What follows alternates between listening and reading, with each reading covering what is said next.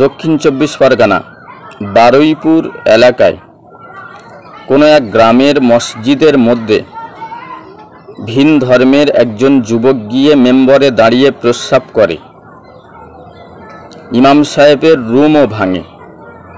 যদিও ছেলেটি ক্ষমা চেয়েছে, করজোড়ে মাথা নত করে ভুল স্বীকার করেছে, তবুও দু চার কথা বলছি। এই পশ্চিম বাংলায় আজান, নামাজ, মসজিদকে যারা বিরক্ত অনুভব করেন, আমি আপনাদেরকে বলছি আপনারা নেপালে চলে যান।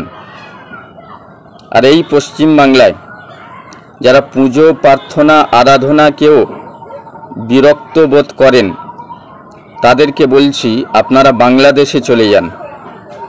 আপনাদের মতো মূর্খদের এই গণতান্ত্রিক রাষ্ট্রে থাকার মতো আপনাদের যোগ্যতা নেই। সুস্থ থাকবেন, ভালো থাকবেন।